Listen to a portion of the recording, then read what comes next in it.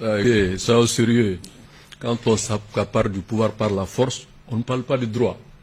On parle de retour à l'ordre constitutionnel. J'étais membre, 4e vice-président du CNT, je suis membre fondateur du M5, du Troïka. Et donc vraiment, on ne peut pas venir nous faire des gymnastiques de droit. On parle de politique.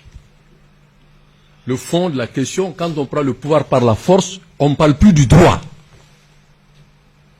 On parle de rapport de force. Depuis quand un pouvoir pris par la force, on fait un développement juridique? Donc moi je pense qu'on ait un peu l'honnêteté intellectuelle de reconnaître les choses. Pourquoi on a parlé de retour à l'ordre constitutionnel? Ça veut dire qu'on n'est pas dans la Constitution. Quand on est dans la Constitution, on ne parle pas de retour à l'ordre constitutionnel, on parle de langue de Molière. On ne va pas tergiverser sur le mot. Comment vous qualifiez la nature juridique de cette transition après? On parle de nature juridique, on parle de pouvoir. La légitimité du pouvoir n'est pas constitutionnelle. Elle est hors constitutionnelle. La nature. C'est pour ça qu'on parle de retour à l'ordre constitutionnel. Même quand on est dans la Constitution, il y a des dispositions qui parlent de fin, de la durée, de la légitimité d'un pouvoir, même sorti des urnes. A fortiori, quand on appuie avec les armes.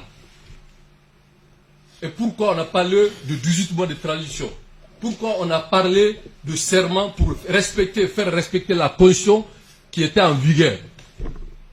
Maintenant, c'est facile, quand on a le pouvoir, de changer les textes et de se cacher derrière les textes. Pourquoi on a négocié avec la communauté internationale les 24 mois en disant que c'est un calendrier souverain?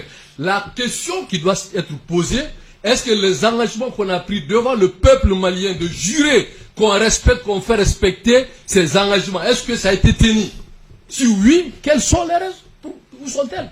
Sinon, pourquoi pas? Pourquoi ça n'a pas été tenu? Donc pour moi, ce n'est pas un problème de droit, c'est un problème politique. Alors, c'est ce que je pense de cette situation.